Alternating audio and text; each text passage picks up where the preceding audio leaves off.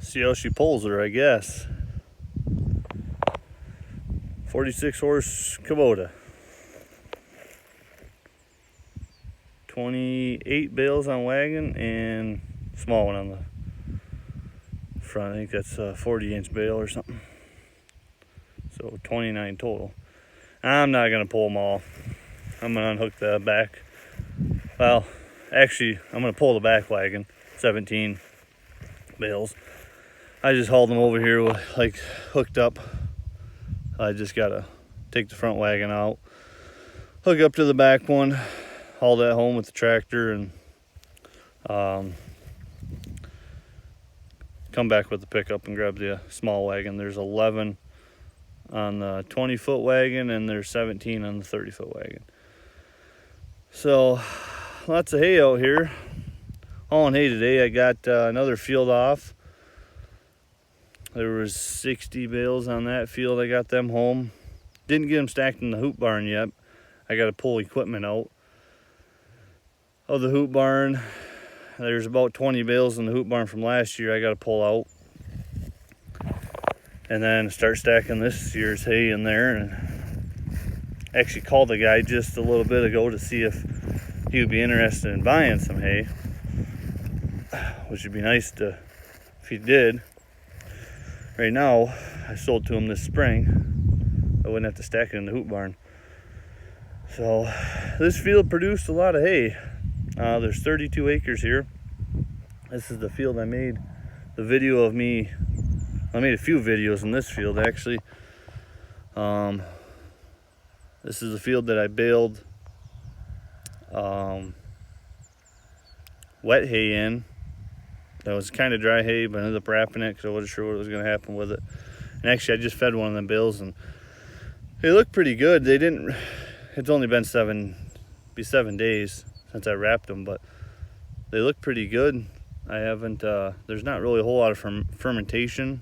They're not really fermenting much, but they're just kind of staying. They're not molding either, so I guess it was worth my time and money wrapping them. But so it didn't get rained on. But this field we call Wegmeyer Road Field. It's it's on the corner of a Wegmeyer and another road. So the other field that I hauled off of we call Heron Road because it's on Heron Road.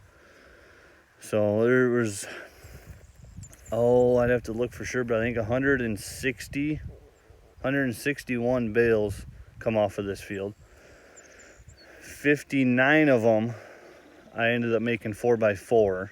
That's the stuff that I took home and wrapped, so I wasn't sure what it was going to do. And there was, I would say, about 20 acres left. I cut that down, I got that put up dry, and there was 102 bales of dry hay. So I figured it out. It's kind of roughly probably 135 bales of dry hay, 4x5s, which is the most I think I've ever taken off the field. Usually the best I had was 120. There's 32 acres here. So,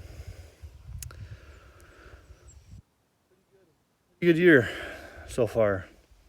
Hopefully tomorrow I'll be dropping another field of hay. Actually at my brother's. There's 24 acres there. That's I think is going to yield pretty good. And then I got like 3 small fields, probably 15 acres between all the fields. There's 3 of them. They're like 5 acres a piece roughly. Probably actually less than probably about that, maybe 10 to 15 acres between all 3 of the fields. I'll cut all them Sunday hopefully, and all the dry hay will be done, which better late than never, I guess. But and start hauling them all home. I got second cutting at home is looking like it's getting close to being cut, which I think that I might square bale. Possibly. I was going to wrap it, but I got quite a bit of baleage, so don't really think I need any more of that. And the sorghum looks like possibly next week I could almost cut it, but I kind of got might be busy here soon. Got a baby due. The 25th of July is the due date, so really any time. So I'm trying to get everything done before another girl comes. So we'll see when I drop the sorghum. I'd like to drop it next weekend possibly, but I might end up waiting. It's not quite ready. I average is probably, some spots it's probably 40 inches, or I would say average it's about up to my knee. And I made a video yesterday of why I store my feed the way I do, and I tried uploading it, and for some reason it doesn't want to. So I'll try and get that one uploaded before I post this one. That was made yesterday. Today is July 18th, I think. It's Friday. It's about 8:30 at night. And but I had a guy in that video. I told you I have a guy coming over to take a look or talks about TB basically in our area.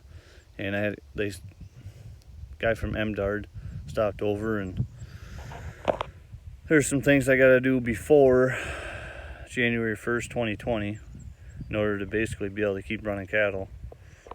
I thought it was going to be simple, put some gates on the front of the hoop barn, but it sounds like it's going to be a little more complicated than that. My baleage has to be either an 8-foot tall fence or inside a hoop barn or inside a barn. So looks like I'm not quite sure what I'm going to do, but and just so happens this year I have a lot of baleage, so I can't really move it. So I might have to put up a tall fence, I guess. I don't know. Really don't plan on getting out of cattle anytime soon, so I'll maybe make a video of that. Try and get the other video explains more. Video I made yesterday explains more about the whole TV and everything. So I wasn't gonna post it because I don't really want to start that conversation, but I just figured I'd let people know some of the things that we deal with. It gets a lot more intense than that, but alrighty. Well, I'm losing sun. I got about half hour, 20-minute tractor ride back home, so I gotta get going. I'll talk to you guys later.